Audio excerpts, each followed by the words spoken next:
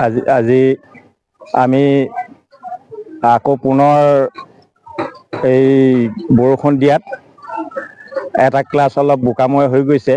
ইয়াৰ আগতে আমি যোৱা 5-6 দিন ঘোলাপানী ৰাজহুৱা ভৱনত ক্লাছ কৰিবলগীয়া অৱস্থা হৈছে।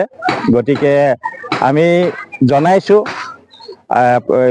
শিক্ষা বিষয়া কাৰ্যালয়ত জনাইছোঁ, আমাৰ মেজিষ্ট্ৰেট ছাৰক জনাইছোঁ, ASDC ছাৰক জনাইছোঁ, দ্বিতীয়তে আমাৰ MLA ছাৰকো জনোৱা হৈছিলে। কিন্তু আজি কোনো আমি সঁহাৰি পোৱা নাই। আৰু যিহেতু যোৱা বছৰ আমি গ্ৰীষ্ম বন্ধ খোলাৰ পিছত 1 মাহ 19 দিন আমি ঘোলাপানী ৰাজহুৱা ভৱনত শ্ৰেণীত পাঠদান কৰিবলগীয়া হৈছিল। কিন্তু এইবাৰো আমাৰ সেই একেই অৱস্থা দেখিছোঁ। এইবাৰ নতুন বৰষুণ আৰম্ভণিতে আমাৰ দুটা ক্লাছ বোকাময় হৈ গৈছে। গতিকে আমি অনুৰোধ জনাইছোঁ যাতে এই মানে হেৰিবিলাক অলপ সোনকালে ছল্ভ হয়। আমাৰ এইবাৰ নতুন ছাত্ৰ ছাত্ৰী ক্লাছ 6ৰ 101জন আমাৰ একেটা ৰুমতে আমি পাঠদান কৰিবলগীয়া হৈছে।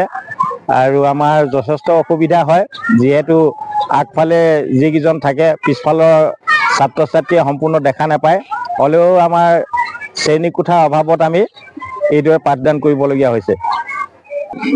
শিক্ষা বিষয়া কাৰ্যালয়ত অৱগত কৰিছোঁ, যিহেতু আমাৰ আন্তঃগাঁথনিও নাই আৰু শ্ৰেণীকোঠা দিয়াৰ এনে যো-জা চলিছে বুলি গম পাইছোঁ। কিন্তু আজি পৰ্যন্ত আমি শ্ৰেণীকোঠা পোৱা নাই।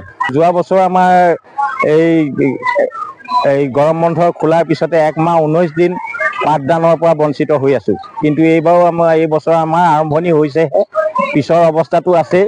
গতিকে আমি অনতিপলমে চৰকাৰক বা প্ৰশাসনক ব্যৱস্থা ল'বৰ কাৰণে অনুৰোধ জনাইছোঁ।